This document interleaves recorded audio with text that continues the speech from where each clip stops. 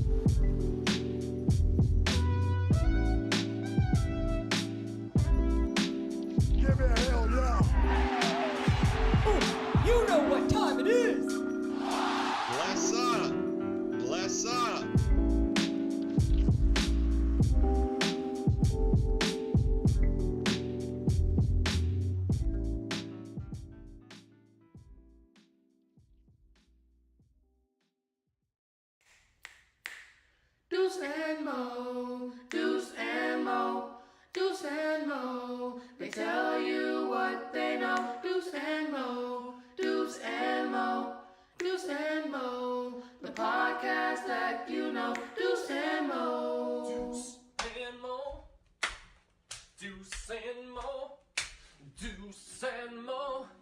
They tell you what they know. Do it for Deuce and Mo, Deuce and Mo. Hey. Do it for Deuce and Mo. When it comes to the Kings, it's my favorite show. Do it for Deuce and Mo, Deuce and Mo. Hey. Do it for Deuce and Mo.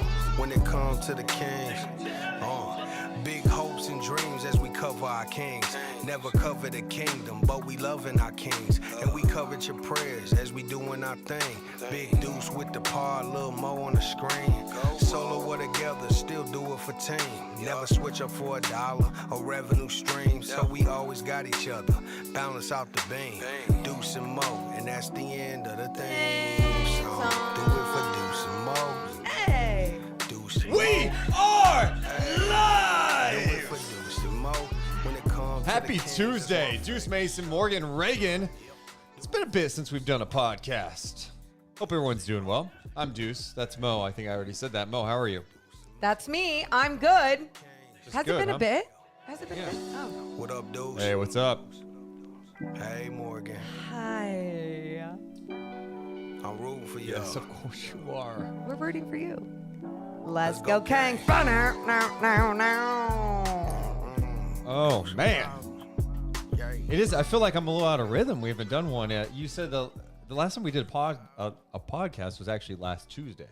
Well, And then we did a just chatting for 2 hours on Wednesday. That's true. And then I did a James Ham's happy hour, virtual happy hour on Thursday. I forgot about that. Wow. So you still. What an adventure that was. Was it? Brendan Nunes. Whoa. Brendan. Mr. Lightweight. Hey.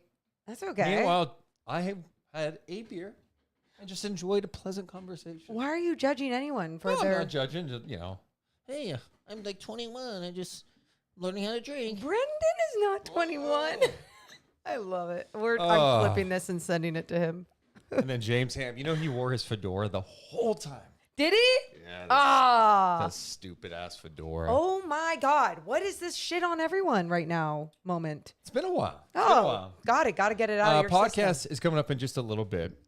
And we're super excited because for the first time ever on this podcast, we're having Trysta Krick on. Yeah. And I feel like we know her just because she's on with D'Lo and Casey all the time. That's how I got first exposed to her. Yeah. And I dig her. I'm like, dude, we should have her on, learn about her story. She's so fun And how to listen to. We saw her at Summer League, but did not meet her at Summer League. Hold that story. It's for a good reason. Yeah.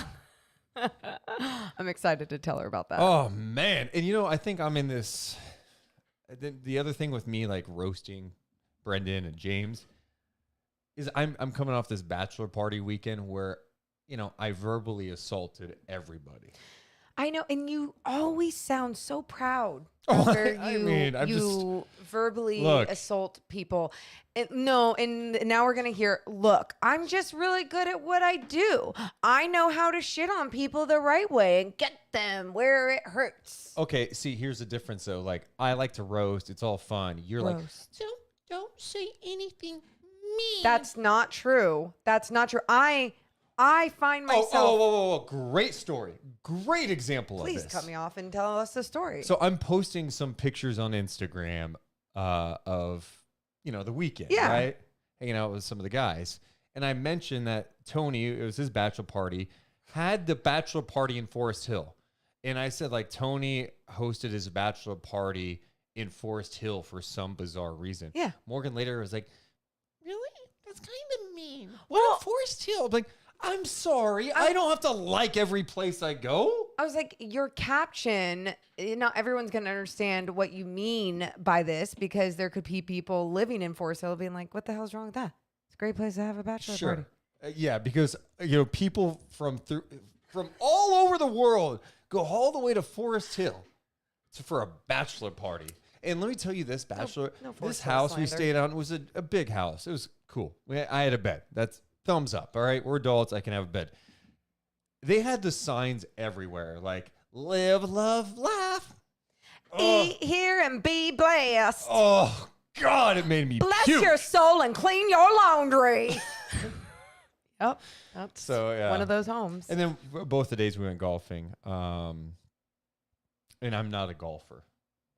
I know. Okay. Tell the people because not only, as you all might know, or most of you might know, anytime Deuce has a story about being at some place in the sun, it doesn't matter if it's even a hot baseball game or he's on a journey in a new city, he always has to talk about how the sun affected him and how he like almost died because it was so hot. So somehow you didn't die and you lasted 2 days in the sun, 2 days, 18 holes both days. Yeah, I mean, a lot of that had to do with vitamins and seltzers and beer. Got it. And some water in there too. And liquid IV. I stay hydrated. Here's my thing. If Juice had a rule Adrenaline. book, golf, there's no reason for golf to be 18 holes. Let's just get that out of the way. Anyone who likes 18 holes of golf, it's a little too much. 9 holes, perfect. 2.5 hours, in and out. And then the weather, like golf courses, if over 90 degrees, shut down. We shut down. I don't need to be battling or trying to avoid heat stroke while I am golfing. I'm good on that. We could go really into golfing, but we don't need to. So, yes, there's a lot of things wrong with golf. But I'm actually somewhat proud of you, I guess I can say. No. This isn't like, don't get all excited because you're getting a compliment because the amount of times I've asked, like, hey, do you want to, like, come golfing with these people or, like, go golfing? I don't golf. Like, it's always I don't go. And it's like, I suck at golf. I'm just asking you to, like, have fun. Come on along. Like, just let's go golfing. And you're so insecure because you suck at golf and you hate sun and just have fun. And that's why I'm proud of you. You just had fun this whole weekend, even though you suck at golf. So do I. People suck at golf. It's okay to suck at golf. I mean, I did have fun, but like, yeah, here's my thing with golfing. When people are like, hey, you want to golf, man? You want to go for a round of golf? I'm like, look, I don't just like suck. I didn't grow up playing golf. Okay. You didn't grow up playing many sports. Well, let's not talk about the history of golf. These elitist, Right. Yeah. Where you had to have money to pretty much go play on a golf course at green grass. Yes. But Deuce, I used to be like you, and now I love golf. Yeah, I mean, it's for me to like golf. 9 holes, and temperature has to be between 65 and 82 There's degrees. just too many rules with you. Too many rules with you. And great point by Trevor. I can't roast Deuce right now because that Jordan shirt is too crisp. Dope ones. Just like my hair. Dopeones.com. So appreciate everyone being here. We'll start the podcast momentarily. Just want to say, make sure to hit the thumbs up button. Make sure to subscribe. All that does is help our channel grow. Shout out to Bryce on the Twitch chat. Just talking to himself right now. Appreciate him being here. Thanks, bro. I have so many thoughts from over the last week too. I mean, Maybe I'll save it for later. It's interesting not doing as many podcasts right now because it does allow me to be like, oh my gosh, I have so many things I want to say still because obviously we didn't get to talk about, and we will, but Keegan Murray, Matthew Dellavedova. SummerSlam, obviously. How WWE has sucked me back in. Oh, come on. I enjoyed Raw last night.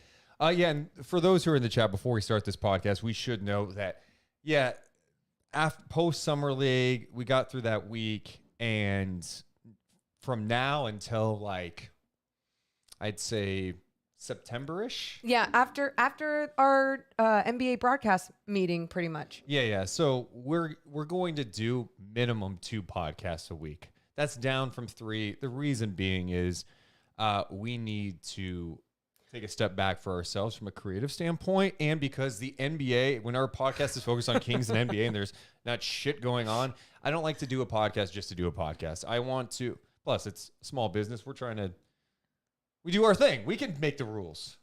We make the rules. Yeah. Well, not only that, though, it was fun because last season we got to see that you do not get any breaks and stoppage of play. Yeah, it's a marathon. It's an effing marathon day after day, but it's so fun. It's so fun. But then you realize if you don't recharge for the season, you're just not going to make it, or you're going to get sick or something. In this season, Deuce, I swear I'm going to be healthy, working out, and just like killing the game in hopefully podcast land and NBC and anything else that we get to do. Stockton Kings broadcast. So minimum 2 podcasts a week, and we'll mix in like a just chat in there. We'll do some additional content. So we're not like going away before the season, but just a little step back, recharge the batteries, get ready for the marathon. Let's get it started. All right, let's stop wasting time. Deuce and Mo, coming down. 3, 2, 1. Hit my music. Deuce and Mo. Deuce and Mo. Deuce and Mo. They tell you what they know. Deuce and Mo. Deuce and Mo. Deuce and Mo. The podcast that you know. Hey, welcome into the Deuce and Mo podcast presented by our friends at NBA Top Shot. I'm Deuce Mason. That is Morgan Reagan. How you doing, Mo? I'm fantastic on this Tuesday. So happy. Yeah, it's good to be back doing a podcast. For the audio people, we are cutting back our podcast through mid to late September to minimum twice a week. And that's just because it's kind of the slow time of the NBA offseason. But if anything big happens, I mean, come on. You know we're doing extra podcasts. Super excited for today's podcast. We're going to have Trysta Krick on, who I came across just by listening to our guys D-Lo and KC on ESPN 1320 in Sacramento. But she is a host for Odyssey, hosts BetGM Tonight. She does an NBA podcast.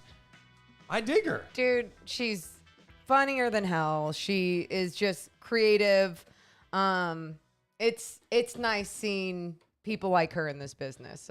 So we'll get to her coming up in a few minutes. Tomorrow, we're going to have Keegan Murray's college coach on. Yeah, Iowa men's basketball head coach Fran McCaffrey will be live with us on the podcast talking about Keegan. Morgan, since the last time we did a podcast, a couple of Kings-related notes. Keegan Murray had minor right wrist surgery. Yeah. This is from James Ham. According to a league source, Keegan underwent a minor procedure on his right wrist to clean out some loose bodies. Mm-hmm. He's expected to make a quick recovery, and it will not impact his upcoming rookie season with the Kings. He's already on the court shooting with his left hand. I love that. I love that he can obviously shoot with both hands. He can do a lot with both hands, but I know it can seem and sound concerning at times, but you see some of these small surgeries and what just like what machines they have to do what they need to do for these small surgeries. It's minor. And I'm hoping that it just doesn't really linger as his recovery goes on into the training camp. He was able to shoot pretty well in Summer League. I mean, it clearly wasn't impacting him too much at that point. Yeah. No, and I'm not talking about the injury. I'm more talking about the recovery from the surgery, just because sometimes that's like something else is in there and it's a little difficult and you just got to be careful. One other note to hit on: the Kings made a decision. We were talking about, hey, what are they going to do with that like point guard spot? Will it be Quinn Cook? Will it be Matthew Dellavedova? Ends up Matthew Dellavedova landing a deal with the Sacramento Kings. Mark Stein says it's a 1-year deal with the Kings that gives Dellavedova an opportunity to make Sacramento's roster in training camp, with the chance to reunite with Kings coach Mike Brown, also among the strong lures for the Aussie guard. Your first reaction to hearing Matthew Dellavedova back in the NBA with the Kings? So when we first started hearing about the rumblings, it was Summer League, right? And then everyone saw them on the baseline. You weren't sure if it was going to be Quinn Cook, Matthew Dellavedova. We got to see Quinn Cook play up close and personal in Stockton last season, and it was fun. You know what he's capable of. And then in the G League, he just looked like a stud. But also, you know Matthew Dellavedova's resume, what he's been able to do, what he can do as a veteran for this team, especially for a team that doesn't need him to play a lot. Yep. Just his presence and that extra body that has played at the highest level is a solid thing to have for the Sacramento Kings roster. He last was in the NBA in 2021, spent last season with the NBL, now back in Sacramento. For me, it's just like, it's a high IQ guy. And Mike Brown having some players he's familiar with, smart guy, gets after it. I was going to say, he's a hustler. When I saw him in Vegas, he looked like he was in great shape. Yeah. You know? Oh, yeah. No, I think sometimes people look too into this too, and they go, what can he do anymore in the league? And it's like, well, he's going to do what he needs to do for the Kings, right? Like, this isn't a Corey Joseph situation where he's the backup point guard and he's going to be seen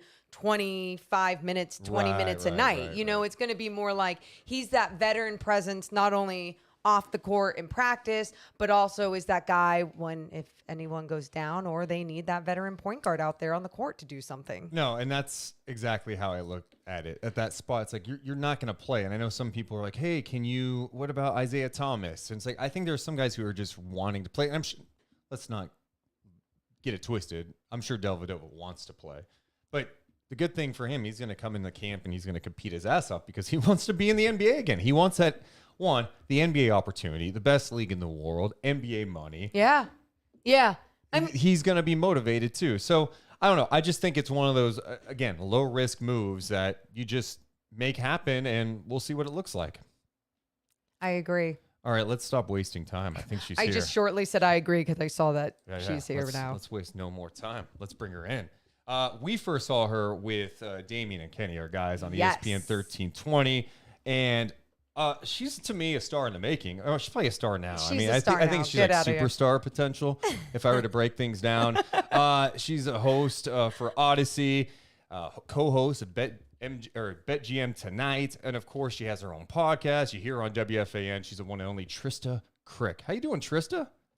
You guys do a good job of gassing people up. I tell you what, you all feel welcome.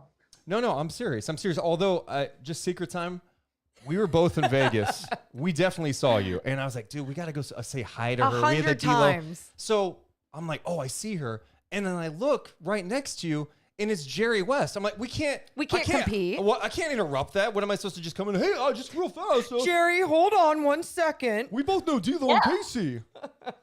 And then I noticed you sat next to him the entire game.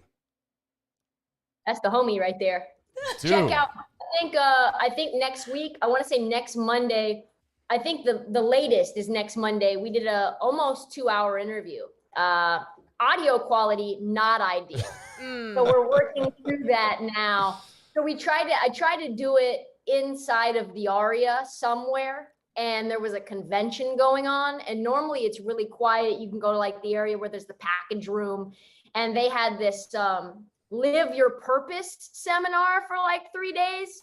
And I'm like, God dang it. Yes. I know exactly. We were there, and yes, there's a lot going on. Starbucks up there, and we're just doing it there. I've got these 2 omnidirectional mics, which means all the ways. Yeah. All the ways. And there's a lot of background noise. So we're working through that now, but definitely check that out. We're going to try to get it as clean as we can and get it so that his voice doesn't sound like he's drunk, because it distorts a little bit on on some of these programs, which really feeds into that winning time narrative, which is so wrong. So I really don't want to do that. But I wish you guys would have said hi, because I have this, I don't know if you guys know this, you probably don't because we don't know each other well. I am painfully shy. What? Wow. Yeah, I have a really hard time meeting people that I don't already know. Now that we've been on video, Yeah. now I would say what's up, because I feel like even just 10 minutes of something personal, but I have no way of doing that, because in my heart I secretly think no one wants to talk to me. No. Because then here's the second time that we clearly saw you and could have said hi, but it was outside the Aria. We were about to head to Thomas and Mack, and you were bringing the little pupper out to go pee. And and we're seeing you starting to walk back in. We're like, oh, should we? But it could be difficult with the dog. She had like the headphones in, and she's got the dog. It's like, ugh. We just, so we're sorry we didn't say hi both those times. Next time, because I love Summer League. I love Vegas because you get to see people that you only see online. You only see them on Twitter or on their videos. So next time we'll have to actually hang and watch a game. Yeah. Hell yeah. Yeah, maybe. I don't know if it's gonna be as good as hanging with Jerry West for a game, but it may we'll be try. Okay. I'm curious, just talking about your. Full of it. You guys have he's so full of it. When he gets going, he just says all kinds of random stuff. Oh. So. Well, do you understand? Like, people would pay a lot of money to sit next to Jerry West for an NBA game. Are you kidding? One guy came up to him, and they, how, like, I don't know if you know this. There's a Summer League thing that kind of is funny to me. It's these two. It's when old people say what's up. They hold on to each other's hands, and they like won't let it go, and then they bring each other in to say more stuff while they're still shaking the hand. And I'm like, why do they do that?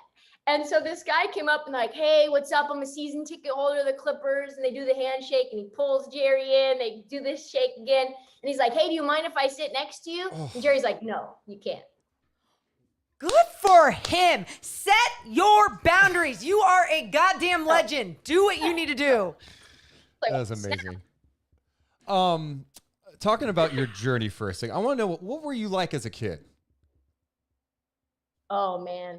So one of the first books that my mom ever read me, she just resent me. And it's a book about Oscar the Grouch. And Oscar's in the book speaking to the reader about how he doesn't want the reader to be anywhere near him and to shut the book and go away.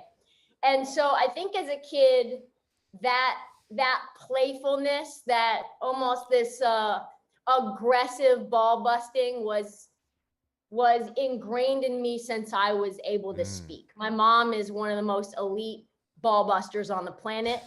She's hilarious, holds nothing back. She's way more savage than me. My grandmother was that way as well.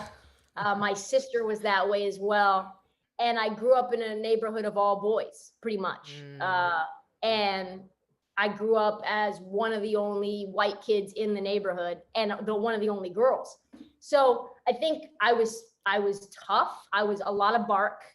I want no smoke physically. I don't want to get into fights. I have no interest in that. So I think I was very energetic, very interested in performing. I was in the newspaper at 4 riding an elephant, and which is totally problematic now. I could probably get canceled for saying that. I think there's something against PETA. Always trying to make my friends laugh. I think that's kind of my definition of success in any personal environment. Are we getting deep or are we laughing? Those are the kind of things I think I've done my whole life. And I started doing music from the time I was 6. My sister's 9 years older. We moved from California to Portland. She ended up going to the high school that Ime Udoka went to. And at the same time, actually, she brought me home Snoop Dogg Doggy Style in 92. I was 6. And The Chronic.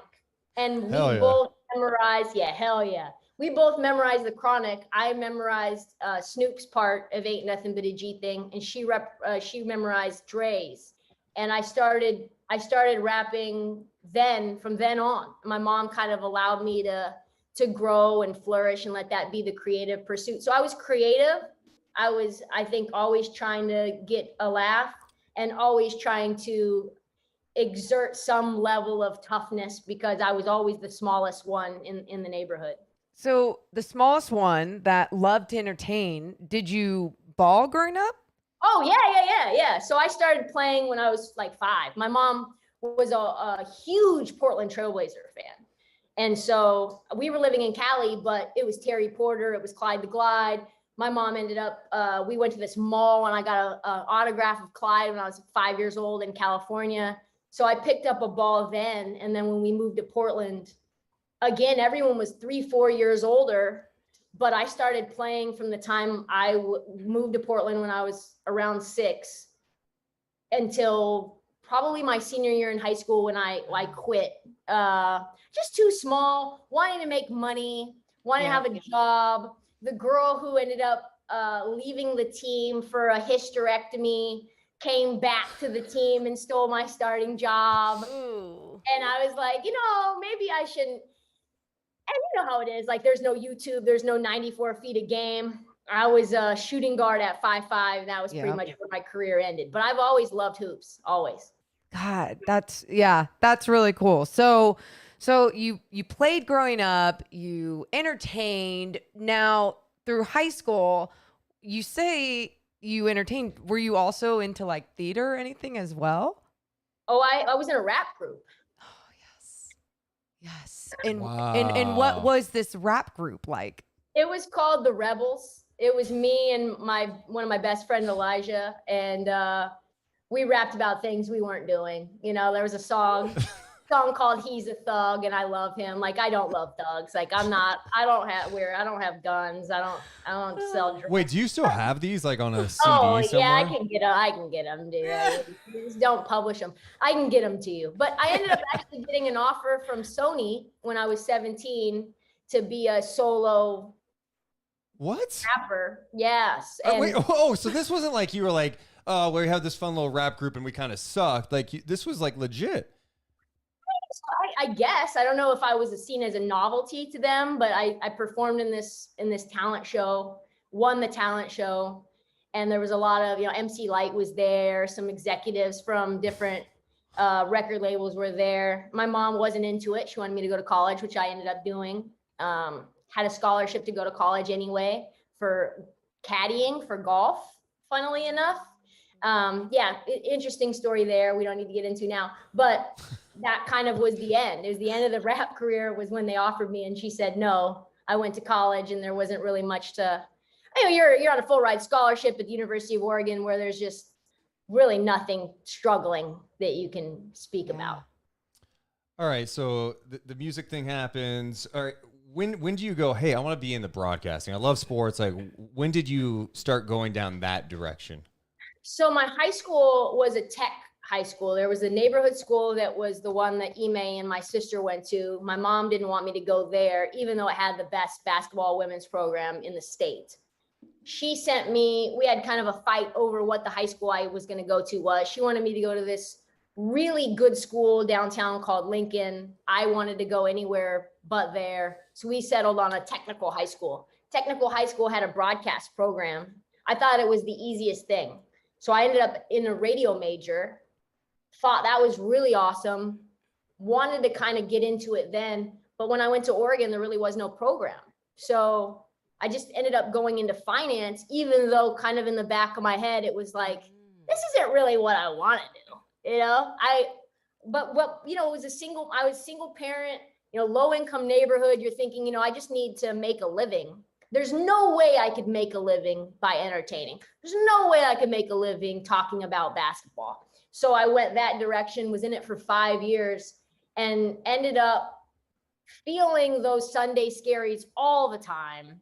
Was getting paid like $30,000 to make cold calls after being a financial advisor for a time, and just kind of like going through big bank, little bank, registered investment advisory. All of this is terrible. And making kind of not a ton of money, some in commissions. Just this is not for me. And along the way, a lot of my friends were like, "How come you can't just be Erin Andrews? How come you don't just do this?" And you're like, there's enough of these people to say, maybe I'm in the wrong field. Yeah. That That's was 2012.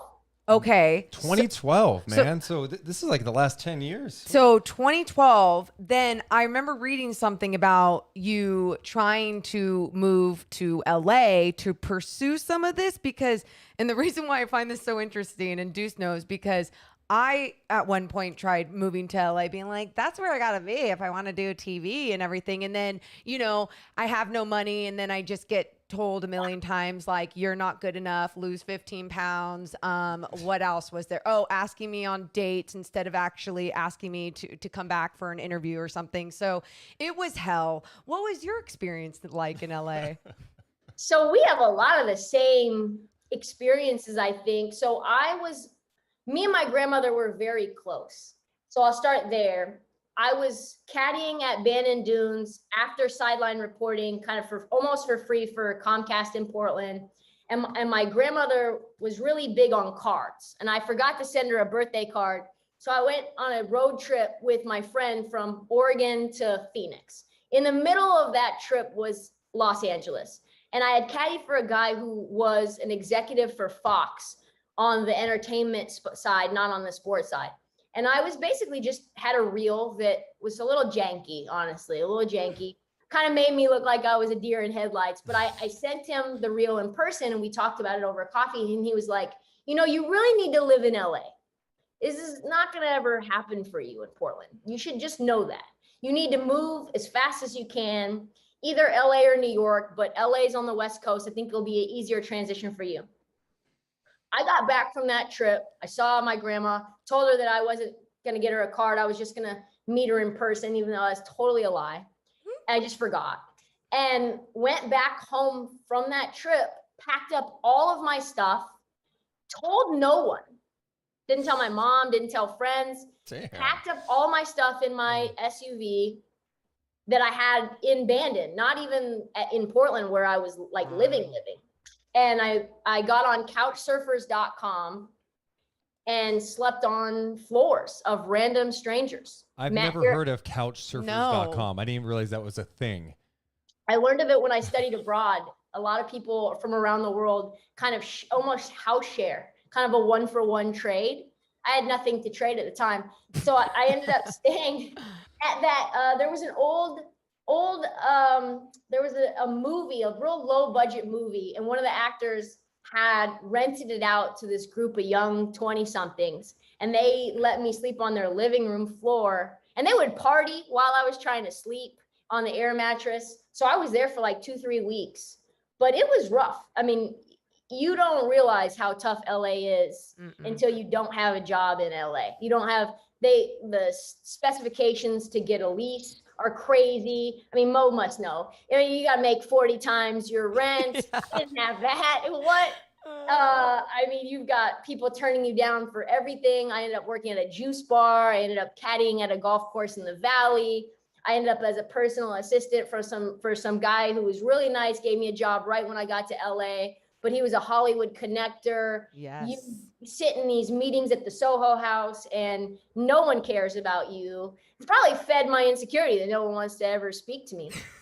And I remember sitting with Leonardo DiCaprio at a dinner and Russell from Run DMC. Russell Simmons from Run DMC. And I just remember sitting there and no one spoke to me the entire time, like a 3-hour long dinner. They just spoke around me. Oh my God. Like, this is awful. So it was hard. And along the way, you're cold calling and trying to get into the business. And I remember an executive, I think he's still at ESPN now. I'm not going to say who he is, but I sent him my reel and he ended up, he was married with kids, ended up turning into this like, well, why don't you come to the ESPYs as my date? And like, we'll see. And, all these different, trash. Just stuff, crazy stuff. LA is hard. LA, I'm so glad I made it out. It took 5 years of being in LA, struggling and hustling and working multiple jobs before I got the gig at USA Today. I met Nick Khan through a friend who his daughter knew Nick Khan from when they first started in the business. And he was, for anyone who doesn't know who that is, he's now the head of WWE, but he was a broadcasting agent for CAA. And he was like, listen, I like your scrap. You should make a list of all of the names of people in media, 250 of them, whatever it is, local, regional, newspapers, digital, TV, whatever, presidents only, no level lower. Ask them, find their info, find their email, find their phone, find a way to get in touch with them, send them your reel and just ask them for their advice and see what happens. And that advice turned into a job at USA Today, freelancing. And then that freelance job, which was crazy in its own right, I was just trying to figure out how to edit video myself and shoot it myself, turned into a full-time job at USA Today for another couple of years, which kind of was the start of something real. So I want to ask her this because, I always find it weird whenever I hop on a podcast and like one of the first questions people ask me, especially when it's a whole bunch of men asking me like, what are the challenges of being a female in this business? And it's like, shit, you just said half the things. Yeah. It's like, sometimes you're not even seen as a human. Like it's just I know we laugh about these stories and getting asked out on dates and stuff from these big execs, but no, again, we're not seen as and valued as this broadcaster or this media personality that we want to be. So I guess now that you're in the space, you grew up with a whole bunch of young boys on your block and, you grew up in this sports business and then just in sports. What has been some of the hardest things so far within this business as an adult, a female adult in this business? I think there's a real misunderstanding around maybe just either you're a woman who is in this business as a straight reporter. And I think we're a facilitator and a host. I think that it's really hard to solidify your spot as someone with an opinion. And I think that's something that I am very adamant about, is that I love what Molly Karam does. I think she's excellent. She does an amazing job at setting the table. I couldn't ever do that. My mom gives me opinions about things when I didn't even ask her, right? And that's kind of turned into who I am. And so someone who always wants to make other people laugh and has an opinion about almost everything, specifically around sports, with an analytical brain, I could never set the table. I would be fired. So I think it's breaking the norms around that we are that just the same as a former athlete, and that women are funny, right? And that when I'm saying I'm a lifelong Dubs fan, that's not serious. Can't stand the Warriors fan base. And I'm betting on them to win it all and Steph to win MVP, so that if I'm wrong, I make money, right? And so I think that there's I don't know if a misinterpretation that the things that you say aren't jokes, that you're totally serious, but that you're always coming from a place of, do you know basketball or do you not? Yeah, and that happens with your own coworkers. That happened, I had coworkers that printed t-shirts and sold them online on our own website that said Trysta Krick does not know basketball. Oh God. Oh dear God. Yeah, that is unbelievable. I mean, it's not unbelievable, but it's just seriously in 2022. I mean, that's one thing. I've talked about WFAN in the past. I feel like for years it hasn't evolved, and now it seems like there's younger voices. You're on there doing a Saturday show, but for years, sports radio as a whole has been 45 to 55-year-old white guys. Yep. Yeah. Controlling all the sports Telling conversation. us what we need to know about sports. So it's good to see that they have made some changes to push younger voices and more diverse voices, because it is so important. It's breaking news more than old white men like sports or basketball. They're into it, okay? Yep. And I was really worried. I was really worried what the fan base would be like there. And just to bring you in behind the curtain, because of the stuff with Ben Simmons, right? The I don't know, discovered is the right word, but I was found from the executive of WFAN, Spike Eskin, who I love, maybe one of the smartest guys in the business, father Howard Eskin, longtime hot take artist in Philadelphia. I was seen by him on social when Ben Simmons went off for 42 points against the Utah Jazz. He went 100% from the field in the first quarter, disappeared in the fourth quarter, which I knew was his brand before other people knew his brand. And I laughed at him and called him a bum and said, like, you got one move to the basketball, you have no bag. And it was designed to be tongue in cheek, but also sort of truthful, which is like, who goes for 42 points in a loss without Joel Embiid and disappears in the fourth quarter? Like, how do you go 100% in the first quarter and still go sub 50 from the field? And he saw that video. His sister actually quote tweeted it, Ben's, and was like, same way you stay talking, but ain't got no lips. He saw that and was like, yeah, I want to hire you for WFAN.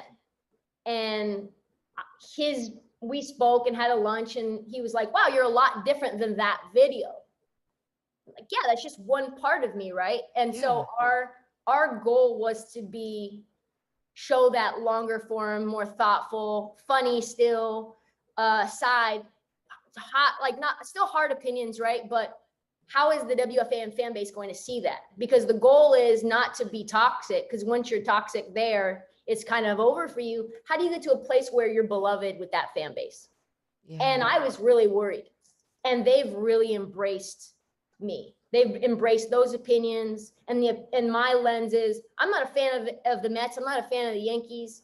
I'm not a fan of the Knicks or the Nets. So how can we look at this clinically and say, like, what is really going on and what should be changed? And, you know, where's the ludicrousness of this? And they've been awesome. The fans have been really great and have said, wow, there's people who actually think about this in an honest way and aren't just allowing their fandom to kind of color their point of view. I also don't want to put you in any tough spots when I ask you a question. I'm going to ask you anyway. If you don't want to answer, it's fine. What was your experience like at Barstool? You did that thing for a minute. Was that challenging at times in that atmosphere? Like, what was that like for you? Was it a good experience? Yeah, I think it was complex is probably the way that I would most likely describe it. Number one, I love Dave. Dave took a chance on me when USA Today decided they didn't like that I went on his radio show, right? And he hired me in like 2 minutes after USA Today fired me. Less than 2 minutes. He DM'd me and hired me and said, you know, what's it gonna take for you to come here? So there's an amazing level of belief and loyalty there with him, his family. I'm very close with his dad, very close with his mom. Still to this day, they call me. So that's that. But I don't think that there's a lot of women personalities at Barstool. There's not a lot of women personalities at Barstool that talk about sports. That was unique, and doing that unapologetically. Yes. I think if Katie Nolan would have ended up being there when there was a possibility that she was offered a job, and I think she went somewhere else. I think it was Fox. If she would have came before me, I think it would have been a lot easier. And maybe that tarnished their opinion or whatever. But it was hard. It was really hard. It felt like my sports opinions became personal. It was like I was talking about people's moms. Their children. When I was talking about Ben Simmons. Yeah. And it was like anytime I got traction online, it wasn't seen as, when I say like you don't see it as funny, my style of humor isn't the same as the style of humor for some of the people that are there, or the sort of the brand there. And that became difficult as well. And that was seen as cringy, you know, when you're aggressive and playful and tongue in cheek and trolling in that way. As a man, it's seen as electric. And when you do it as a woman, it's seen as cringe. Or bitchy and or uninformed or whatever, or just trying to do clickbait. And I remember I said that 11 games in, I said that the Milwaukee Bucks would not win a title as currently constructed. That was before they won the title. They won it. When you listen to that video back, You're like, yeah, they will never win the title. And you're like, no, they did though. So they were walking around screens. They were playing lackadaisical. I mean, it was the 60-win Milwaukee Bucks that, get bounced. We know this, like we've watched this time after time. So until this changes, I'm not changing my opinion. I don't believe Giannis can hit free throws because he doesn't hit free throws. I don't believe, and this is before they got PJ Tucker, which I think was a huge pickup for them. Mm-hmm. And I put out blogs about it, like Giannis still can't shoot, these things, like they were just content to promote the pod. When they won the title, swear to God, they had a compilation video of every wrong take. It must have taken them 5 hours. Every wrong take I ever had in a video of me, plus every blog I had ever written about the Milwaukee Bucks on the front page, pinned to the blog. Weird behavior. Oh yeah, but and that's what's so, it's funny but not funny, because it's like there's a different light shined on you as a woman with these opinions that are wrong. You were so confident in your opinions, and they were wrong, and it's sports, and you can't be wrong as a woman, or you are a stupid woman in this business. So that confidence really pisses people off. When you say something that's an opinion, like it's fact, because that's what the confidence is. It's like, in my view, this is fact. They should trade Marcus Smart. He's not a true point guard. He chucks 15 times from 3. He can't handle the ball. Trade him for a real point guard, or do something. When you say it with that level of confidence and it happens to be wrong, even if it hasn't even come wrong yet, the aggressive backlash is wild. yeah, Like, I said something that the Warriors wouldn't go 9-1. Is that such a crazy take? It's But not. He said it with a way that was like so confident. There was like 9-1, you will not be. In a way like you could never, so dismissive. And it was said on like that on purpose. I'm not trying, I want to get views, right? And it was received, like I said, that they were garbage.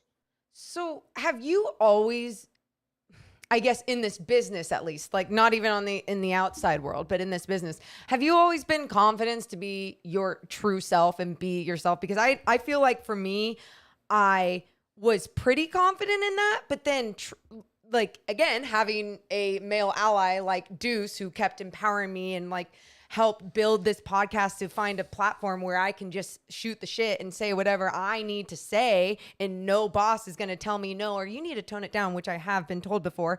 And it really helped me like flourish and be myself to the fullest.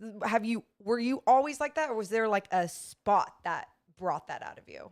So in terms of having opinions that were stated as facts throughout life, that's been who I am. My mom is that way, where she'll be totally wrong and she'll say it like it's gravity. You know what I mean? Like, this is there's books written about this. Mom, no, that's not, I don't think this is true. Like, I don't think that's true. So I've been like that my whole life.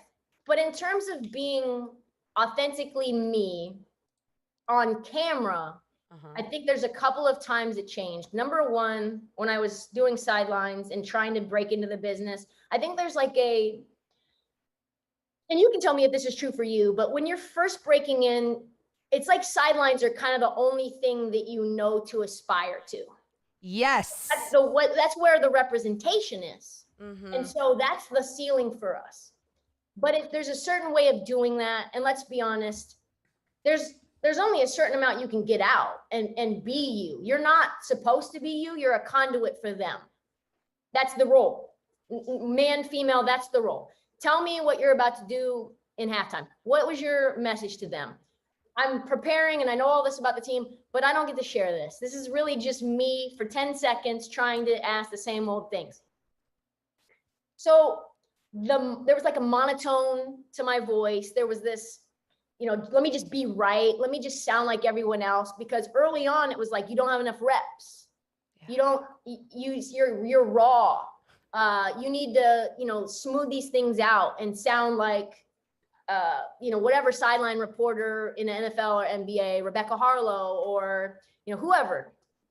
So I tried really hard at doing that, and it was horrible. It was awful.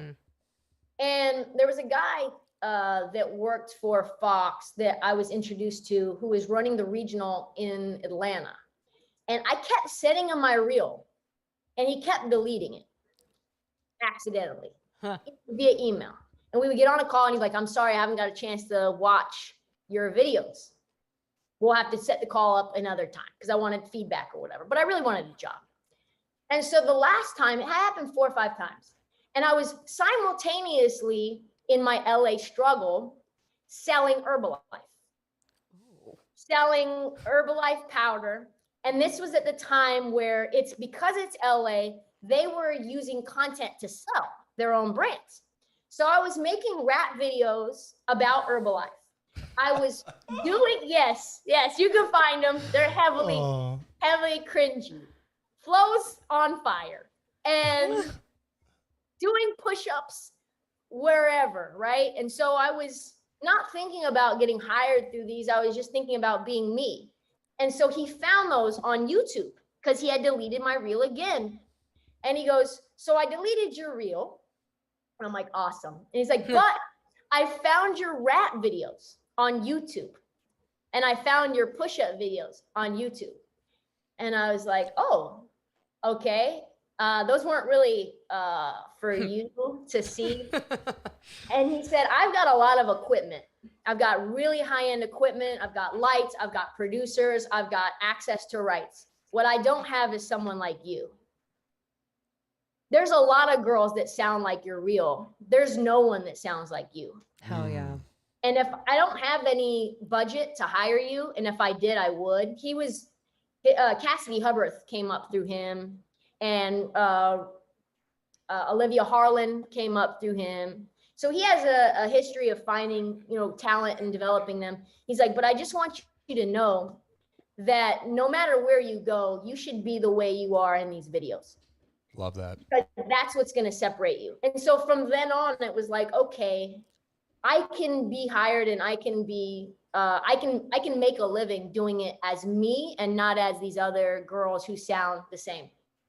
And then when I got to Barstool, because I came from USA Today, where there was like this newspapery vibe, where you're a journalist, you're a big J journalist, you've got to say the facts. If you have an opinion, every opinion needs to be substantiated with quotes. Everything needs to be buttoned up. And I pushed the envelope a lot there, where they were really kind of uncomfortable with my editorializing videos inside of their articles, where that created friction as well. But when I got to Barstool, and it was, the mandate is comedy. The mandate here, no matter what you talk about, is we need to make people laugh. And I was already, like I said, kind of under siege from those within. As the CEO, Erica Nardini, who I love, called me Barstool's Stephanie McMahon. They decided that I was the heel there. I didn't decide that, but whatever it was that I did on my own created that, whatever that was. So I went inward and created the podcast, This League, which is now Heat Check. And it was just me by myself because I didn't want to collaborate with any of them. I wanted it to be my voice, and I wanted to get the hell out using my voice. And I wanted the outside employers to know what I could do without other personalities nearby me. I leaned into exactly who I am with my friends. And I did the podcast like I would say my takes to a friend on the phone, and focused on building the following on TikTok. And it worked, and really leaned into sports betting because that's kind of where the industry is going as well. And it also kind of makes, for me as a jaded sports fan, more fun. And I think that those two instances really helped solidify my voice as me. Funny and myself, even though I don't talk the way that other people talk, even though my mouth doesn't move the same way that normal broadcasters do. Even though I'm choppy and my cadence sounds sort of like I'm still rapping without the rhyme, that's who I am. I can't change it, and I'm getting paid well now to do that. Yeah, being genuine, being yourself, to me, that's the best. Like when you listen to shows, you can just tell when it's just fake script. It's just like, oh, it's so that's cringe to me. Being yourself, that's where it's at. I'm curious, do you feel like you've made it now? Like, are you satisfied with where you are in your career? I feel like no one knows who I am. I feel like there is people will say, oh yeah, you're known. I'm like, no, I'm not. I don't think you walk into Summer League and you know what time it is. They look at your credential and they decide whether they're going to, not you guys, but they'll decide whether they're going to talk to you or not based on where you're at in the hierarchy. I think I would say I'm in the top 25% of NBA media, but I'm at the bottom of that 25%, right? I don't know if you'll ever feel that. I was listening to that Jeter, the captain, and he was at the top of his game to the point where, he's a megastar. And he said, I never felt like I was a star. So I think I would never compare myself to that. So I want to be very clear, but I don't think I would ever feel like I made it. Well, what's your ultimate goal in the business then?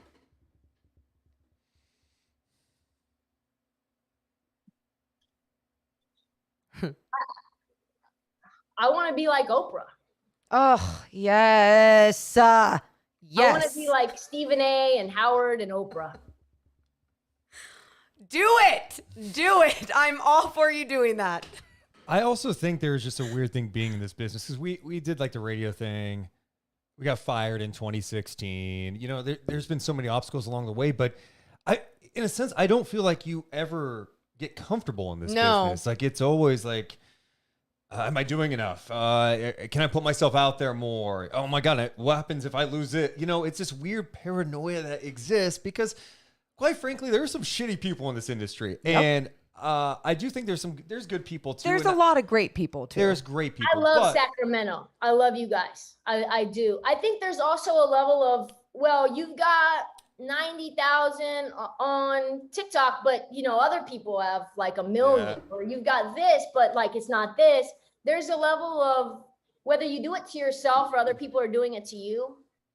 You feel like there's always more to be done. And that you sort of find ways to take chips off yourself by saying, well, my podcast isn't sold, or I don't have huge guests, or, I'm on WFAN, but I'm only on the weekends, and so I think that's always there. And I think with social media as clout being a thing, and you're always wondering and worrying. And I said this to a friend the other day, I said, I'm always thinking about if we have layoffs, when will I go? Damn. At what stage will I be laid off? I know I'm under contract, but they can just let me go. They can just buy me out. So there's a level of fear in the industry. Man, we're getting deep. There's a level of fear in the industry that I think we all have as personalities, where we know we're all expendable. So the goal is, how do we not be expendable? Right. What makes you different, whether it's as a personality or comedian, or even the way that you deliver your news, or like using TikTok. Like there's so many people in the sports world who don't like that. I think that's the biggest thing, is you have to evolve. You have to be like obsessed with, all right, there's this new platform, I'm going to check it out. If it works, great. If not, you have to do it the right way too, though, because I don't know if you see like some people when they try and shove their radio show up on like YouTube or even on TikTok really quick, and they do clip. There's no engaging with the audience at home. There's no engagement with the camera. And it's like, you're working harder, not smarter, by putting this shit anywhere else because you're not doing it right. And that's part of evolving in my eyes. Yeah, and I think the thing that I learned a lot by being at Barstool, because I don't think I would have learned it in any other media company, is they are so focused on your social presence. And whether that's Twitter, whether that's using new platforms, we had Snapchat shows that we were kind of mandated to be on, which was, I think, a really good thing. TikTok became a huge push. My very first day, it was like, hey, you're doing this and not on TikTok. How come you're not? And so we had people who came in and were hired to teach us that. And so I learned how the algorithm works and how I can build my own thing there. And I don't think I would have learned or wanted to learn. I think I would have just rested on the inherent audience that I was working for. Yeah.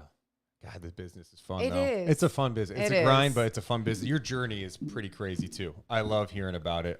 We do need to talk about some basketball because you're at Summer League, as we kind of stalked you from far away. Just looking at the Kings offseason, like, good offseason in your eyes? Because, of course, in Sacramento, well, at least for me, I'm like, this is probably the best Kings team in like 16 years, which isn't saying a lot. I understand that. But if you have Fox and Sabonis, you add some shooting. I like Keegan Murray a lot, especially with what I saw in Summer League. What are your thoughts on what the Kings did this offseason? I really like Keegan Murray. I had real doubts about him because they got bounced early at Iowa. And he's kind of the engine that drives that ship, right? And Iowa was so hyped all season long. This is the first year that, because we were betting on college basketball, I was so in terms of all the teams and all the players and where they're going to go and how they're slotted. And I saw him go out early, and I saw Jaden Ivey look awful against St. Peter's. And those were the kind of the two players that Kings were targeting, right? And so I was like, at first, is Keegan Murray's upside Kyle Kuzma? Like, is he a worse athletic Kuzma? And if he's a worse athletic Kuzma, then why not just get Kuzma and trade that pick and get him and maybe the 10th pick and maybe try to get something with that and maybe get like a Jalen Duren at 10 for some rim protection. And like, let's be honest, we know what it is with Kuz. Kuz is an athletic freak, but he makes Buddy Hield like decisions sometimes. And Keegan's not going to make bad decisions. I think he's going to quietly get you 20, 25 points a game. And I think he's going to do it in a variety of ways. He is a shooter, a pure shooter, super high release, can do it off screens, can do it catch and shoot, can do it off the dribble, on the move. He likes to get into the paint. So he's got a little Al Horford, I feel like, in him as well. I like his competitive spirit. I had, this is one of the benefits, if we're talking about selling you, Mo, on the benefits of betting. I had Orlando -1.5 against the Kings. They went up 18, excuse me, for the Kings fans who are in my mention saying it wasn't 20. It was 18, up 18. I'm sitting on the baseline with Jerry, losing my freaking mind as this lead disappears. And Keegan Murray hits that 3 off the inbound to send it to overtime. Electric factory. And I was like, this kid's a gamer.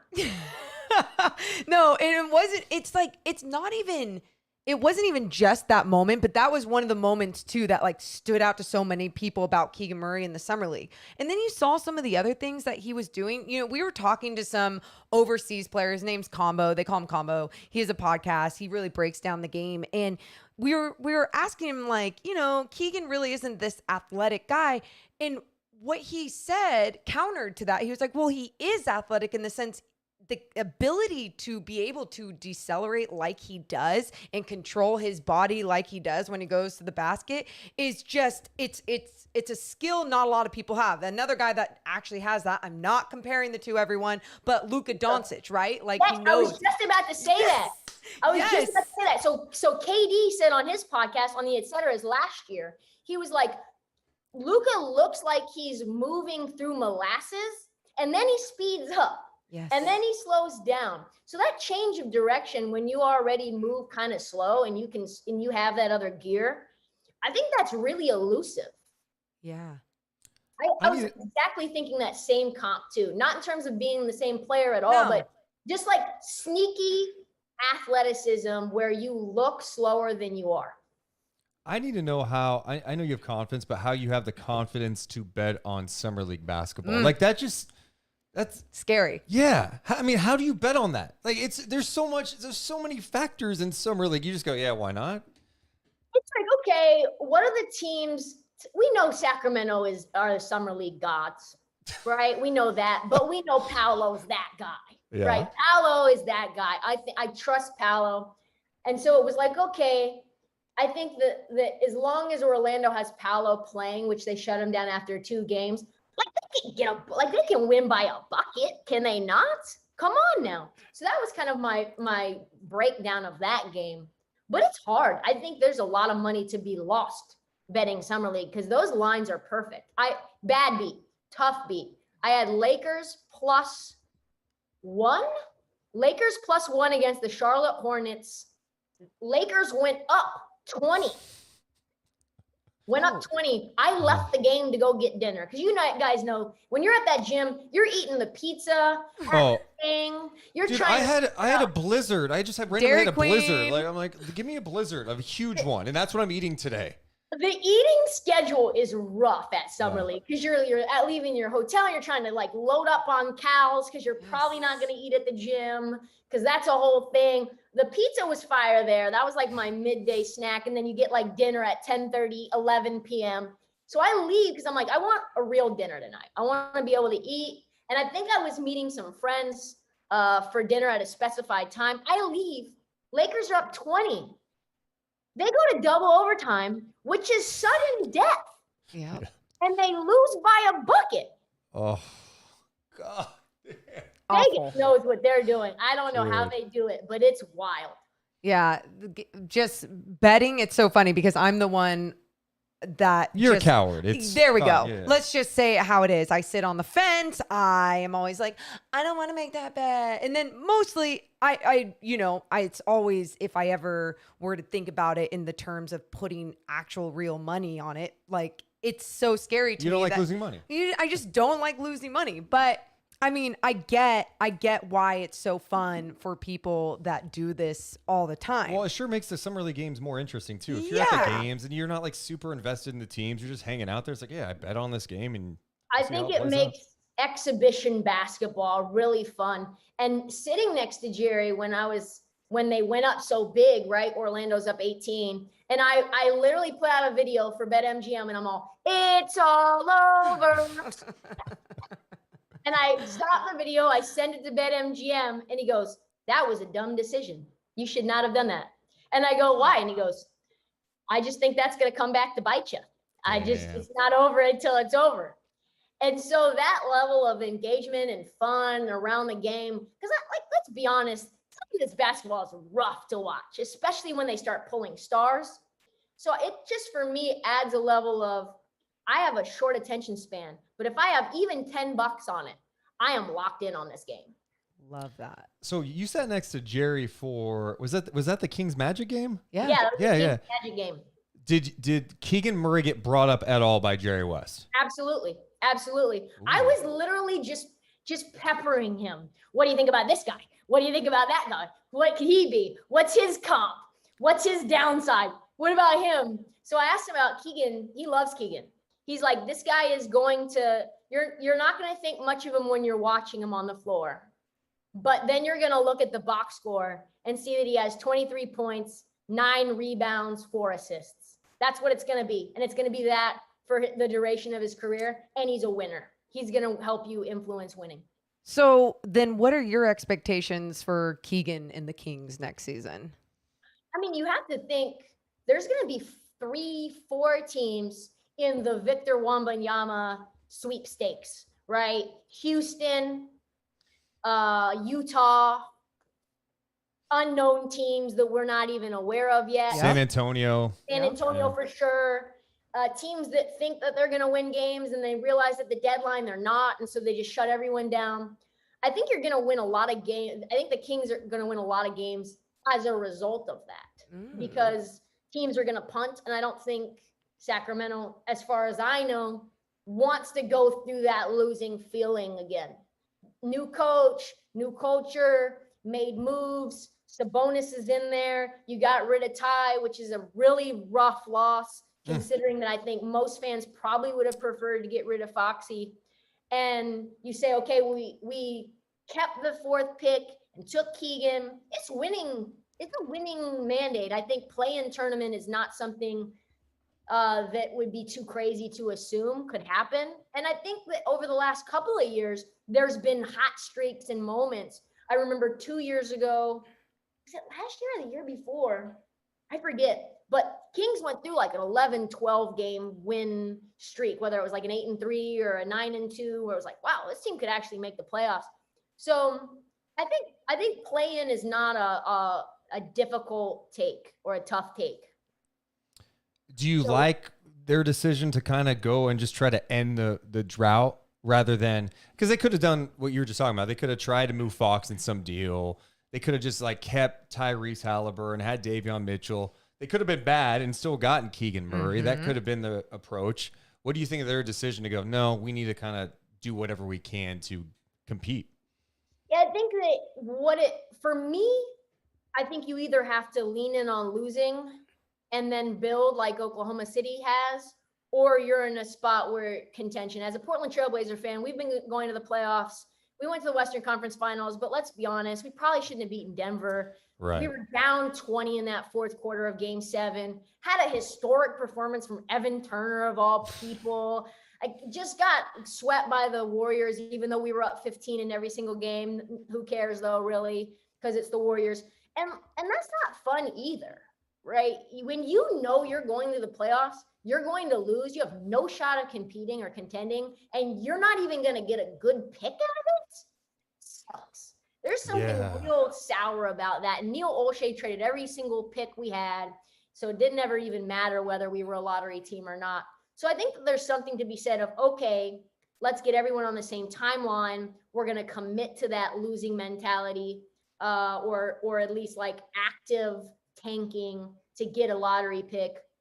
But with Sacramento and the drought that's been going on for so long, I think this fan base deserves some light at the end of the tunnel, you know, and you have to say, for the culture, let's show that we're headed in the right direction, because they're starting to lose faith that we ever will. And there's question marks around management. There's question marks around ownership. So if we can at least show to the fan base that we're making forward progress, even if that ends up getting us the 12th or 13th pick next year instead of the 4th pick, they deserve some level of hope.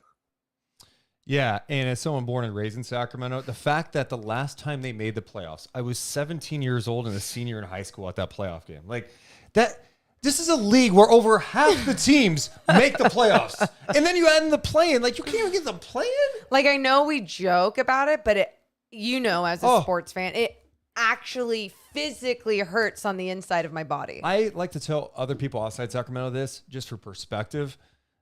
They've been in Sacramento for 37 years. They've had 8 winning seasons in 37 years. And all those 8 winning seasons were 8 in a row. So after that, it's been shit. So I'm like, you know what? End this drought. I just need some winning, because there is nothing like when the Kings are good for this fan base. Like this fan base is... It's very similar to Portland in a lot of ways. A small market, like they're super engaged with their team. They want them to do well. I need it. I need it to happen this year. We all need it. What do you guys prediction wise, like number of games won? Morgan made a damn vision board for this It's season. a vision board. It's not a prediction, because my prediction for wins, I'm closer around that 38 mark, which is obviously not a 500 team. You don't even know what that means in the Western Conference. I just think sometimes people get too excited about what this roster is. And it's like, at the end of the day, it's still a sport. And in sports and in a new team, if you don't just add a LeBron James, you have to grow together with a new coach, a new coaching staff, and players together. Yeah, but part of this with you is like you protect yourself a little That's bit from not being let it. down. That's- I am like, if they're not No. 500, it's beyond disappointing considering what they added. There'd be even more questions about Fox. Who knows about Sabonis' future in Sacramento at that point? Like, is he going to want to dip out? Like, if they're not 500, that'd be bad. I did put on my vision board to win 41 games. So that was the vision board. Does Davion start, in your opinion? I personally think they'll go Fox, Herter, Barnes, Keegan, and Sabonis. I love Davion though. Second unit though. I mean, I don't know what's happening with Rashawn Holmes. It appears that they're gonna keep him around. I like Rashawn Holmes a lot. Low key, one of the best rollers in the NBA. Yeah. Yeah, and he had a dog shit year last year because of he had an eye laceration, COVID, personal stuff going on, and then by the way, after signing with the Kings, they trade for Sabonis. A lot to process, I'm sure. He was at Mike Brown's press conference. He's been around a little bit. I feel like Westbrook move. He's gonna buy in. I think he's a pro. He's a great dude. Yeah. Great guy. Yeah. I think he'll buy it. And if he does, you talked about it. That second unit coming on, like Davion, Malik Monk, and Rashawn. the Sacramento Kings need a solid second unit. You know, like a lot of these guys might think like, I should be starting on this team. No. This is what you want the Kings roster to be constructed as a strong second unit coming off that bench, even if you believe you're a starter on this team, because this is how this team's going to keep going in the right direction. Yeah, I agree. I think Malik Monk's going to cook too. Yes. Please. He is going to cook. He's going to have the ball in his hands. He's going to be like Jamal Crawford out there, just literally a microwave, like a little Lou Williams. The thing for me is like they just can't be as awful as they've been defensively over the last decade. Like, can you be like 20? You're a Portland fan, can you be like 22nd and just not 30th? Can you be 22nd with like a top 10 offense and be fun? I'm realistic enough to know that Mike Brown, although he gets a lot of love for what he did with the Warriors, they also have some defensive pieces. The Kings have Davion Mitchell. I think Keegan can be a good team defender, but they don't have a lot. They don't have a lot of good individual defenders at this point. Guards, man, they need to take it upon themselves to be dogs. Move your freaking feet.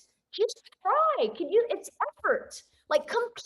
Like Eric Thomas says, just act like you playing basketball. Act like you playing football. Compete. Yes. A lot of it is just try to stay in front, please. Don't be a turnstile. Dame, please. I love that you're saying that, because it's so true. And that's what's so funny when some people do act like, God, you just need better defenders. And it's like, no, I think there's some players in this league and in the world, there's athletes that don't need it coached out of them, don't need it managed out of them. They just have that dog in them, that fight in them. They want to be the best damn defender out like there. That. Yes. But then there are lots of players in this world, not just in the NBA, in this world that need a coach to take it out of them. And then so many people argue back with me, they're a grown man, they shouldn't need that. Too bad. People are different. They're all different types of humans and personalities, and some people just need that. And obviously, I'm talking a lot about De'Aaron Fox in this situation. Obviously, that's exactly who I was mentioning when I was saying like maybe he just needs to kind of like, sorry, I'm trying to get my it's a weird lighting situation going on. You look great from here. I agree. So do you, in your mind, do you see a world where the Kings actually are a playoff team? Is there any shot in your mind of that? Warriors, Memphis, Denver, Pelicans, who am I missing? Clippers. Minnesota, Suns. That's 8. Yeah. Ooh, you're not there with the Lakers, huh?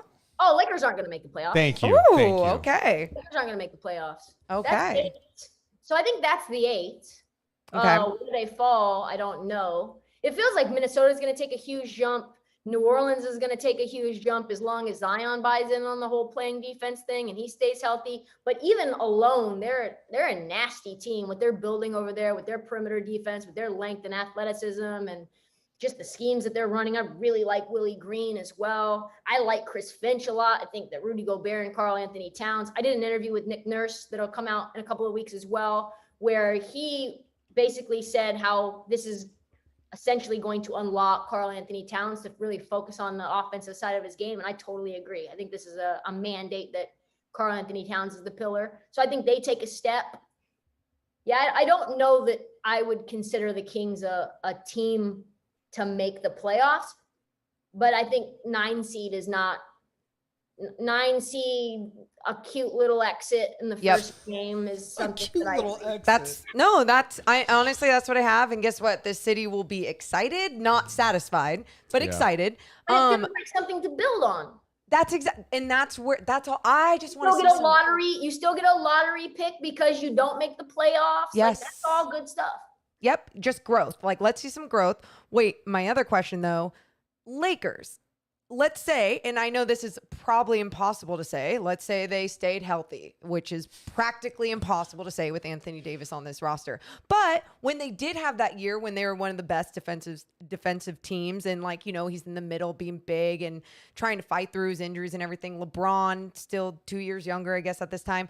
I mean, do you think there's a way that they could surprise us in the West at all? No. Wow. Okay. Because think about the Lakers team that won it, right? Those pieces on that team are so different than the pieces on this team now. I mean, you had Alex Caruso there, who was one of the best defenders on the team, right? Like he was a true backup point guard. They had a plethora of shooters in KCP, Kyle Kuzma. Those guys were really important defensively and offensively. They've got no spacing. They've got no shooters. LeBron James statistically is the best 3-point shooter on this team. That is insane. What? Yeah. And everyone's old and immobile on veteran minimums contracts, except for Russ. Russ is in like a standstill. He's hiring new agents, firing his longtime agent. Who knows what that even signals? The only way it happens is if they get Kyrie. Okay. And then they'll for sure go to the playoffs. Yeah, I'm with you. The Russ dynamic itself is just weird. I mean, we were at the Summer League game where they were in the same gym. And not saying hi. Didn't say what's up at all. Yep. But then later there's a story like, hey, well, they actually hopped on a conference call with, it was Westbrook, LeBron, and AD. It's like, what are we doing here? See stuff and you're thinking to yourself, is it just me? Really weird. Yeah. Exactly. You're like, am I making too much of this as a content creator? Am I making this drama? Am I the drama, or is this actually drama? It's drama. 100% drama.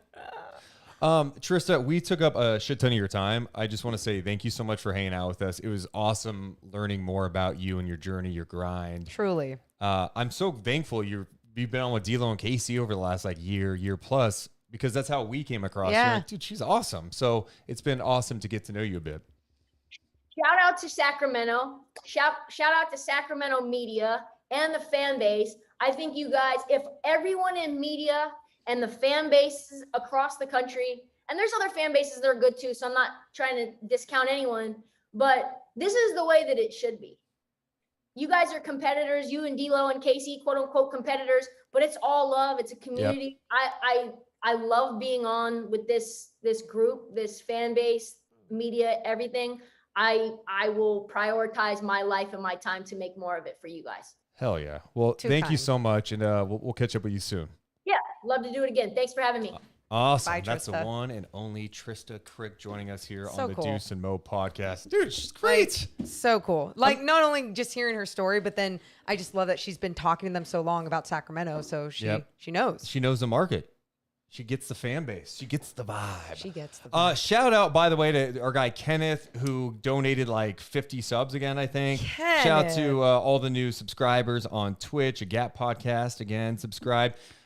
Everyone here, I'm going to give you guys a hell yeah. Give me a hell yeah. I need you guys to also hit the thumbs up button, subscribe, and all of that stuff. Well, I don't know what that means, all that stuff. And all of that stuff. You know what I mean. Just do everything. We should mention that today's podcast presented by our friends over at the Detail Pros of Sacramento. It's not night chat. I should change the lower third. I love that you have night chat up there, and I love that everyone can see everything that you're doing. You're right. This is turnover Deuce. It's okay. It's Thank okay. you. We can still do the read. Oh, there it is. Not as pretty as usual, but it's still there. And it's okay because the Detail Pros will make your car pretty. Hey, seriously, I know Deuce and I, we tell you guys this all the time. We only partner with different businesses that we truly believe in. And Nick not only is just such a badass dude and a Kings fan and everything, has a local business right here in Sacramento. He just does a fantastic job with this business. So if you're looking to actually take care of your car the right way, there's three different choices. There's 3 different steps. We need to be honest for a second. What? Go look in your car after you're done listening to this podcast. or If do you're in that. a car right now, just look around right now.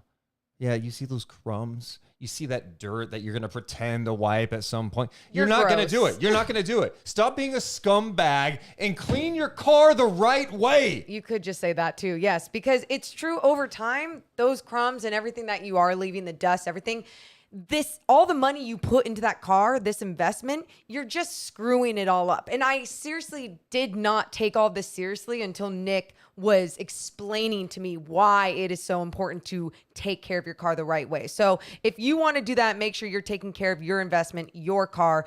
Make sure to hit up the Detail Pros of Sacramento. Also, you can tell them that Deuce and Mo sent you, and you'll get a free paint upgrade sealant. That's awesome.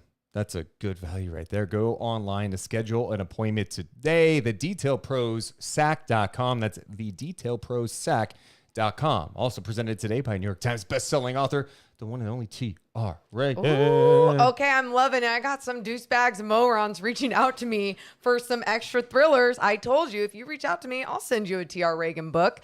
Or you could stop being cheap and support an author and go on Amazon, search T.R. Reagan, and get all of her thrillers and binge read them like I did. You could do that too. But her newest book, A Beautiful Family, that should be on her website right now. We're going to get that posted. But that's coming out in December. And I'm already seeing reviews of it. People are creeped out.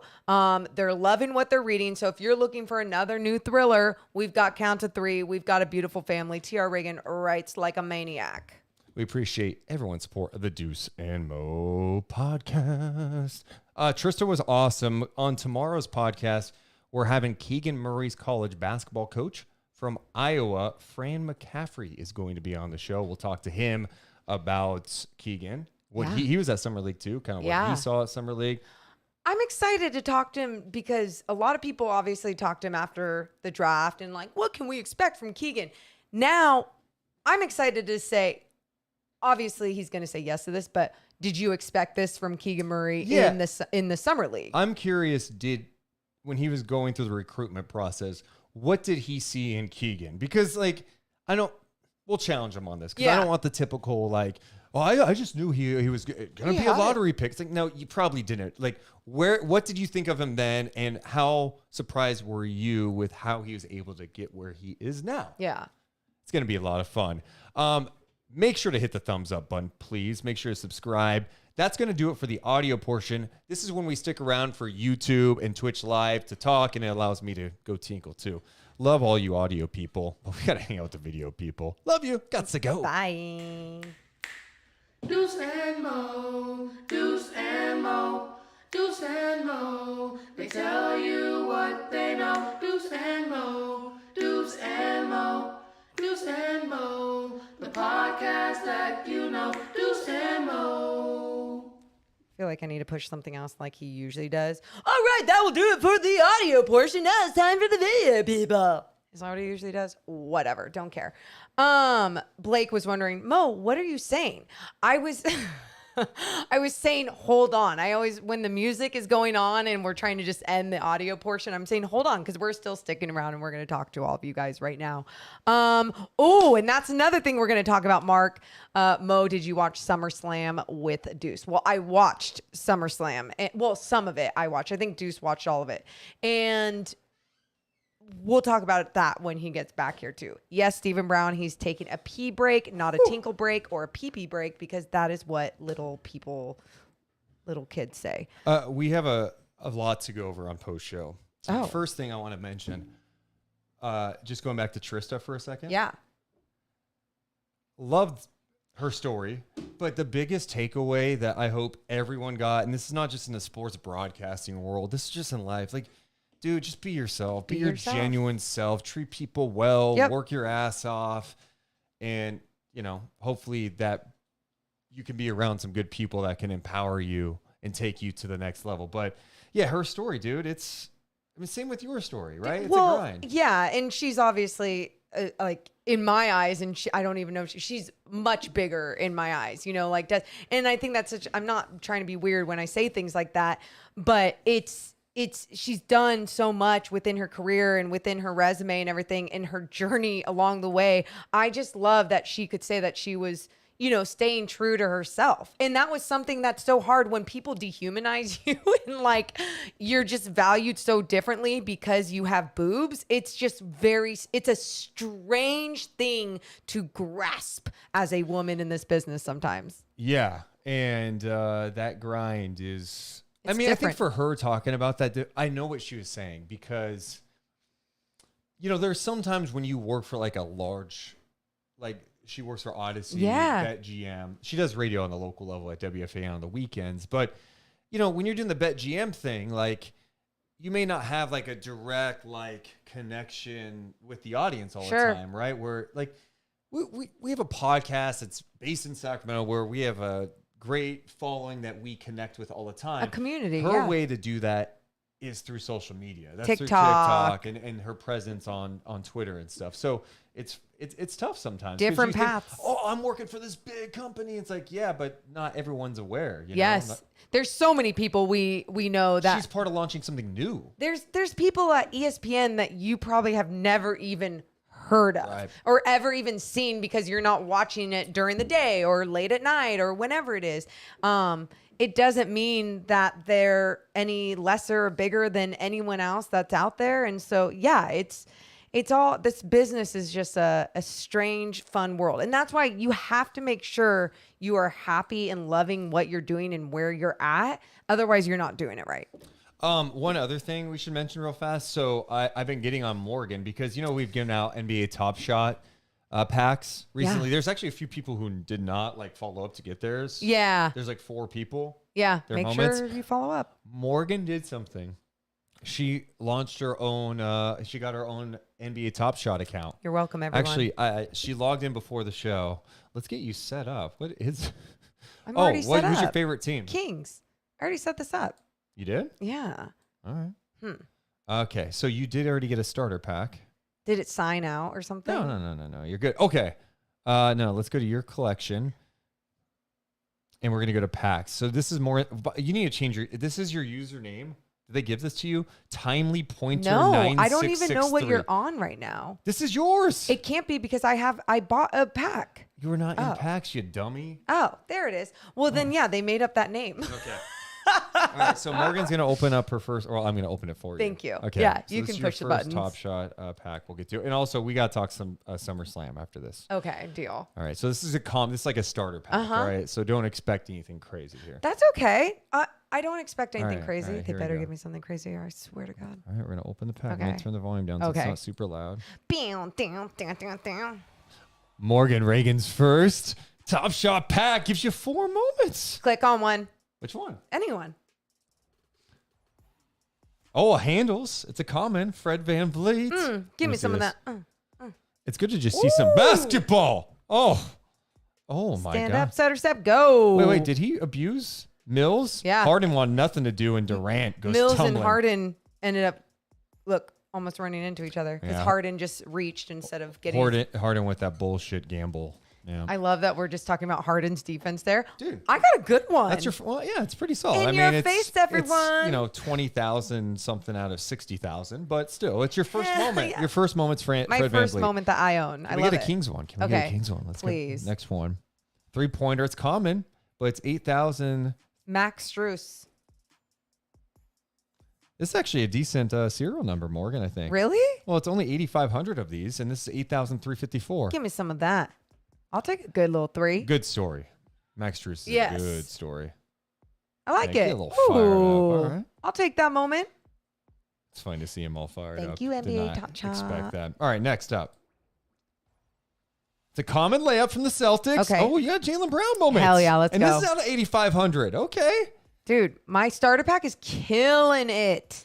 For the Top Shot people who are here, like yeah. Leezy, I need to know your breakdown of this pack, too. Please.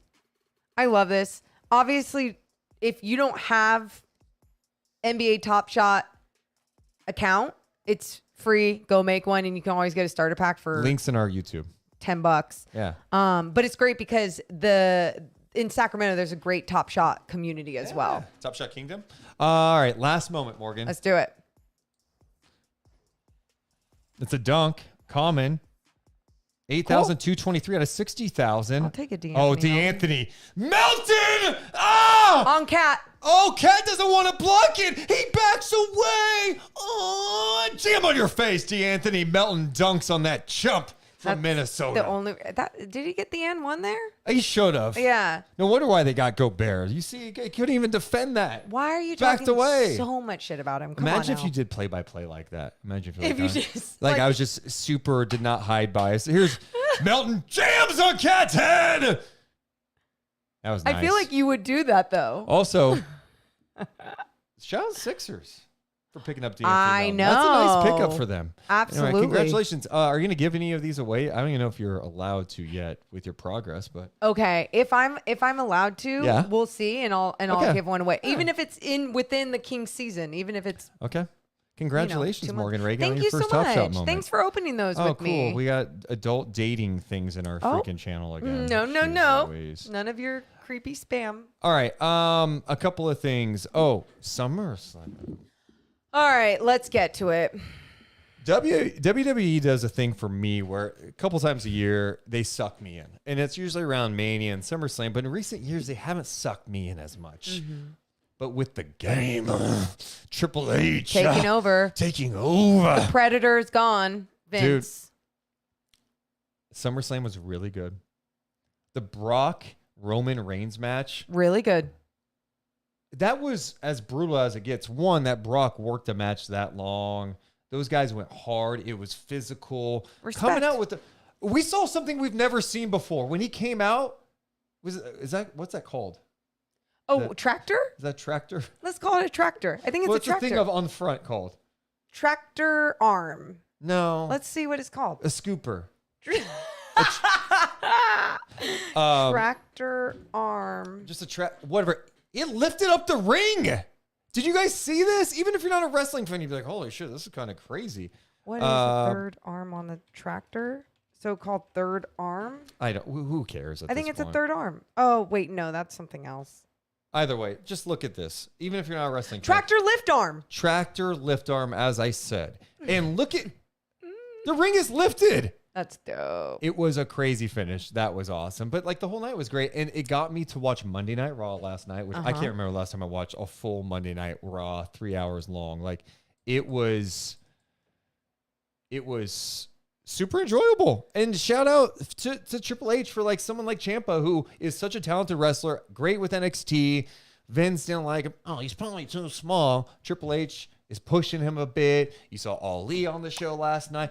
It was a great show. Get to one of the better matches, Becky and Bianca. Let's be real. Well, the one thing I noticed in that match right away was the shoulder thing. I was like, So Morgan, gross. I think her shoulder has popped out. So gross. Yeah. So that match, though, again, I loved seeing what we saw, especially what we saw last year at SummerSlam. Becky come out, put Bianca down in like 30 seconds. And then Bianca got to have her moment. Even though, didn't they start bringing other people out? Yeah, that was SummerSlam. Because then I watched Raw too. But they started bringing some other people out, you know, trying to make the moment exciting with their long ass ramp. Yeah, down the to ramp was awkward. The ramp a was little long. definitely A awkward. little long. Someone mentioning, we didn't even get to this, Logan Paul. Logan Paul, even if you hate Logan Paul, you can't deny that the guy, for not being he's a professional wrestler now. He's going through the training. He looks like he has been wrestling for years. You guys, this is the thing. I don't care for him. I don't need to say I don't like him. Because I don't know a lot about him.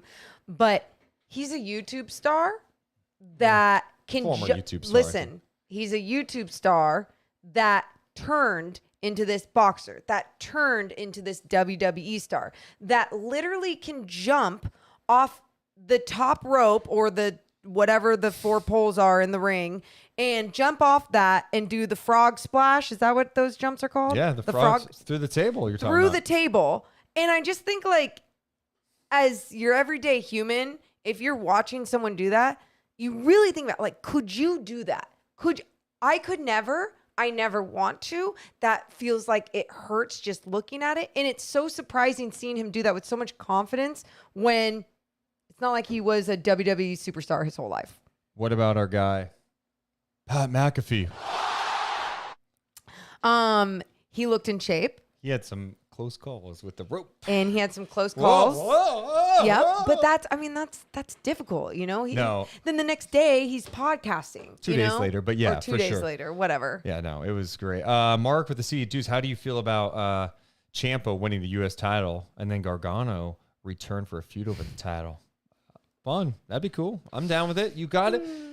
Like the reason I'm excited for Triple H to take over this creative process is because it's not just going to be like, hey, let's only push like the top biggest and baddest. It's like having a good mix. Like there are smaller people who could still put on a hell of a match. Yeah. And the fact that we saw two smaller guys and AJ Styles and Ciampa go at it on Raw was really cool. So we also need your guys' help just a little bit. And I don't know if we're going to do this or not. So Deuce and I both are going to New York for NBA broadcast meetings coming up in September. And so September 21st on a Wednesday, the last day of the broadcast meetings, let's just say it ends at 5, right? 4 or 5. There is an AEW show in New York City, right? It's at Arthur Ashe Stadium. Or it's at Arthur Ashe Stadium, and we'll be in Jersey City. So we'd have to take a 90-minute subway-ish to the show. And we keep going back and forth on it. And we're like, well, like money-wise, do we spend that much money on a ticket? And, you know, the subway. It's one of AEW's biggest shows of the year. It's a Grand Slam. I looked, I was like, oh, AEW, when are they in New York at that time?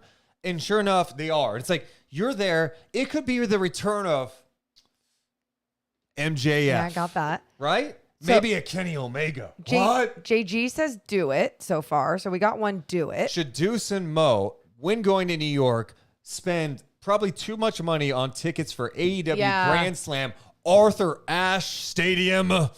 We've been, let's just say. First AEW show. Yeah, it would be the first AEW show, which AEW obviously doesn't come to the West Coast often. Like there's been Vegas and LA. Yeah. What? But the thing is, we've been spoiled too here in Sacramento, where like people, WWE people, and everything. You do things for them, and then you get ringside tickets, and it happens sometimes. That's not going to happen there, and so. But see how I look at it that way is. I have gotten over the years so many free ringside seats to WWE. We did work for it though, too. Sure. I worked for it. We had to interview Bray Wyatt. Yeah. Either way, got hooked up. And so think about how much money we didn't have to pay on tickets and the experience we had. That like it evens out. Yeah. Went to WrestleMania. That one we had to pay for. Yeah. In Santa Clara. But how great was that experience? That was probably one of the best experiences I had at a show. So it's not a pay-per-view. That's a show that's on TBS, right? It's a Grand Slam. It's Dynamite and Rampage. So you get 5 hours. Yeah. That's the Grand Slam, Arthur Ashe. Could that be an MJF return? Yeah. Could you imagine the pop? It could be interesting. So we'll see how that goes. And then the next day it would be like fly out of Jersey. Or I guess we'd have to take a subway back. And then you could fly out of JFK. Okay. Let's put 5 minutes on the clock. Any other questions or comments? Let's talk about it. Let's do it. I think we're gonna end up going to AEW. Oh. So much confidence. Yeah, and it's been interesting, like scaling back the podcast for the last couple of weeks. Me and Morgan, from a creative standpoint, it's just like how do we come on and try to do a podcast 4 days a week when there's nothing going on in the NBA? And we 100% could, but it would just be us talking, and it would be a lot more of. You guys can't even handle that much of us, right? Senior Informa, when is the media basketball game happening? Yeah, you guys. You know what's so funny? I am so afraid to play 5-on-5 basketball again because I haven't played for so long. No, I'm not afraid of my. I mean, my game is broke right now, sure, but I'm more afraid of like my ability to use my left shoulder. I'll go 1-on-1. I'll go 2-on-2. We'll go 3-on-3. 4-on-4. 5-on-5. I don't dodge anybody. Let's go. I'll go right now. Let's do it. Get the ball. Let's go. Are we still gonna eventually someday get a basket for the studios? Yeah, maybe. Okay. Do you watch Impact Wrestling? No, it's too much wrestling. I can't keep up with it. I mean, watching 3 hours of Raw was enough. I enjoyed 3 hours of Raw yesterday. They can go ahead and make it 2. No one wants to watch anything for 3 straight hours unless you're binge watching a show for some reason where it's like an hour show and you watch 5 straight episodes. It doesn't feel like you're sitting there for 5 hours. But 3 hours of a baseball game or wrestling. It's just too much. How do you feel about Bailey's new faction? I love it. I'm whatever. I'm not as big into like wrestling, but I'm big enough into wrestling. I don't know. I don't know how to explain it because I don't really have a big opinion on it. I have more of an opinion on Bailey, how she's been used over the years, how they are choosing to dress her right now. It's just all interesting to me. Next up, let's see here. Oh, what time are you guys having Fran McCaffrey on the show tomorrow? He'll be live with us at 10:15. Live. So same time tomorrow. Does he know what he's walking into? Oh, I don't know. I don't know. All right. Seriously, we appreciate you guys hanging out with us today. Make sure to spread the word. Hit the thumbs up button. Subscribe on your way out. We love you guys so much. But seriously, this time we do have to go. Yes, Bryce, I'm a cash. We love you guys. Have a good one. See you tomorrow. Bye. Bye. Deuce and Mo, Deuce and Mo, Deuce and Mo. They tell